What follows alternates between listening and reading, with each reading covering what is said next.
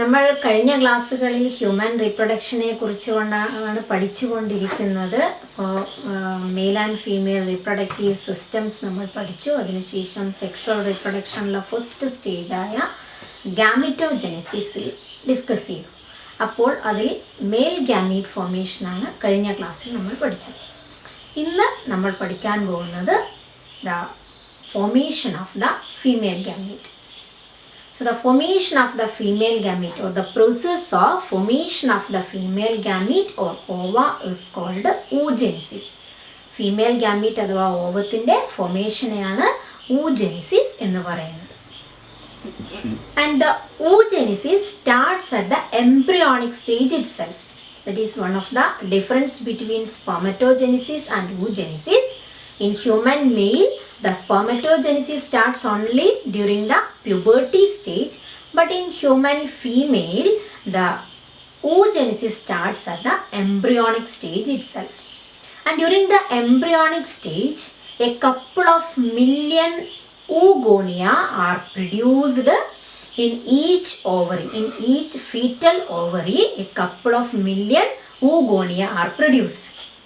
And no more oogonia are produced and added after the childbirth. കുട്ടി ജനിച്ചതിന് ശേഷം ഒരു oogonia പോലും ഉണ്ടാകുന്നോ ആഡ് ചെയ്യപ്പെടുന്നതോ ഇല്ല. ആവശ്യമായ ഊഗോണിയ മുഴുവനും ചൈൽഡ് ബർത്തിന് മുമ്പേ തന്നെ പ്രൊഡ്യൂസ് ചെയ്യും. And this oogonia undergoes the meiotic division. The first stage of the meiotic division is prophase 1 and it completes the prophase 1 of the meiotic division and are called primary oocyte. So the oogonia undergoes the first prophase 1 of the first meiotic division and are called primary oocyte. Then the division is arrested during this stage. Primary oocyte ഉണ്ടായതിനു ശേഷം പിന്നീട് അതിൽ further divisions നടക്കുന്നില്ല. And this primary oocyte is covered by a layer of granulosa cell and is called primary follicle. Primary oocyteന് പുറത്ത് ഒരു granulosa layer produce ചെയ്യുന്നു. അങ്ങനെ അത് പ്രൈമറി ഫോളിക്കിളായി മാറും. And this primary follicle retains from the birth up to the puberty. And during this gap, a number of oogonia degenerates. When the child attains puberty, the primary follicle change into secondary follicle. And during that time, more layers of granulosa layers are added and also a theca. A theca is also formed in the secondary follicle. So the secondary follicle, many granulosa layers and a theca is also added. And after that, the secondary follicle transform or change into the tertiary follicle. And during that time, inside this, a fluid-filled cavity is formed and that cavity is called antrum. The fluid-filled cavity inside the tertiary follicle is called antrum. And during that time, the theca layer is separate into an outer and inner layer. The outer layer is called theca externa and the inner layer is called theca interna. During this time, the primary oocyte inside the tertiary follicle completes the first meiotic division, but this division is an unequal division. The primary oocyte grows in size and divides and form two haploid cells. One is the large one and that is known as secondary oocyte, and the other is a tiny structure and that is called first polar body.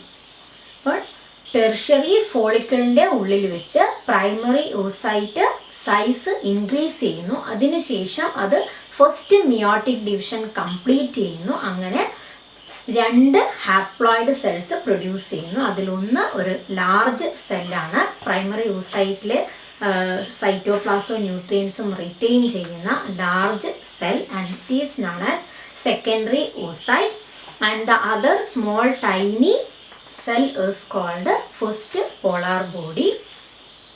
ഈ first polar ബോഡിക്ക് പിന്നീട് എന്ത് സംഭവിക്കുന്നു എന്നത് ഇപ്പോഴും clear അല്ല. Then the secondary oocyte is present in the tertiary follicle, and after that the tertiary follicle change into the mature follicle, and the matured follicle is known as Graafian follicle. അപ്പം matured ആയിട്ടുള്ള ഫോളിക്കിളിനെയാണ് ഗ്രാഫിയൻ follicle എന്ന് പറയുന്നത്. And the secondary oocyte inside the Graafian follicle forms a membrane around it, and it is called zona pellucida. And after the formation of the zona pellucida by the secondary oocyte, the Graafian follicle ruptures and it releases the secondary oocyte out towards the outside, and that process is known as ovulation. So ഗ്രാഫിയൻ follicle rupture ചെയ്ത് secondary oocyte അഥവാ ഓവത്തിനെ release ചെയ്യുന്ന പ്രോസസ്സിനാണ് ovulation എന്ന് പറയുന്നത്. ഇനി ഈ release ചെയ്ത secondary oocyteൽ second meiotic division നടക്കുന്നത് when the sperm enters and reaches the secondary oocyte, and the enzymes present inside the acrosome enters inside the secondary oocyte, and during that time only the second meiotic division undergoes, and it is also an unequal division, and it forms the oocyte or the ova and a tiny second polar body, and after that this ova fuses with the sperm and form the zygote. So that's about the formation of the female gamete or oogenesis. ഇപ്പോൾ നമുക്ക് ഒന്നുകൂടി ഇന്നത്തെ ക്ലാസ്സിനെ കുറിച്ച് ഒന്നുകൂടി പറയാം. ഇന്ന് നമ്മൾ പഠിച്ചത് ഫീമെയിൽ ഗാമീറ്റിൻ്റെ ഫോർമേഷനാണ്. ഫീമെയിൽ ഗാമീറ്റിൻ്റെ ഫോർമേഷന് oogenesis എന്നാണ് പറയുന്നത്. oogenesis എംബ്രിയോണിക് സ്റ്റേജിൽ തന്നെ തുടങ്ങുന്നു. മെയിൽ ഗാമീറ്റ് ഫോർമേഷൻ പ്യൂബർട്ടി സ്റ്റേജിൽ മാത്രമേ തുടങ്ങുന്നുള്ളൂ. പക്ഷേ oogenesis എംബ്രിയോണിക് സ്റ്റേജിൽ തന്നെ തുടങ്ങുന്നു. എംബ്രിയോണിക് സ്റ്റേജിൽ couple of million oogonia are formed, and child ബർത്തിന് ശേഷം ഒരു oogonia പോലും പ്രൊഡ്യൂസ് ചെയ്യുന്നില്ല. അപ്പം ഇങ്ങനെ ഡെവലപ്പ് ചെയ്ത oogonia they undergoes the prophase 1 of the meiotic division. Meiosis നമ്മൾ ഓൾറെഡി പഠിച്ചിട്ടുണ്ട്. മിയോസിസിന് 2 ഘട്ടങ്ങളുണ്ട്, മിയോസിസ് 1 ആൻഡ് മിയോസിസ് 2. അതിൽ മിയോസിസ് 1ൻ്റെ പ്രോഫേസ് സ്റ്റേജ് മാത്രം ദിസ് oogonia കംപ്ലീറ്റ് ചെയ്യുന്നു. After that it is known as A primary oocyte. ഇപ്പോൾ oogoniyയിൽ ഫസ്റ്റ് മിയോട്ടിക് ഡിവിഷൻ നടന്നിട്ട് അത് primary oocyte ആയിട്ട് മാറുന്നു. അതിനുശേഷം ഈ പ്രൈമറി oocyteനെ കവർ ചെയ്ത് ഒരു ഗ്രാനുലോസ ലെയർ ഫോം ചെയ്യുന്നു, and that structure is known as A primary follicle. അപ്പോൾ പ്രൈമറി oocyteന് പുറമെ ഒരു ഗ്രാനുലോസ ലെയർ കവർ ചെയ്ത് കഴിഞ്ഞാൽ അതിനെ നമ്മൾ പ്രൈമറി ഫോളിക്കിൾ എന്ന് പറയുന്നു. പ്രൈമറി ഫോളിക്കിൾ ആയതിനു ശേഷം പിന്നീട് അതിൻ്റെ ഫർദർ ഡിവിഷൻ ഒന്നും തന്നെ നടക്കുന്നില്ല. അപ് ടു പ്യൂബേർട്ടി, ബർത്ത് മുതൽ പ്യൂബേർട്ടി വരെ പ്രൈമറി ഫോളിക്കിളിൽ ഡിവിഷൻസ് ഒന്നും നടക്കുന്നില്ല. പക്ഷേ ഈ കാലയളവിൽ A huge number of primary follicles will degenerate. അപ്പോൾ പ്യൂബേർട്ടി എത്തുമ്പോഴേക്കും ഈ ഇത്രയും oogonia അല്ലെങ്കിൽ പ്രൈമറി ഫോളിക്കിൾസ് റെഡ്യൂസ് ചെയ്ത് 60,000 to 80,000 മാത്രമായി മാറും. ഇനി ചൈൽഡ് പ്യൂബേർട്ടി അറ്റൈൻ ചെയ്ത് കഴിയുമ്പോൾ ഈ primary follicle convert in to secondary follicle. Primary follicle secondary ഫോളിക്കിളായി മാറുന്നു.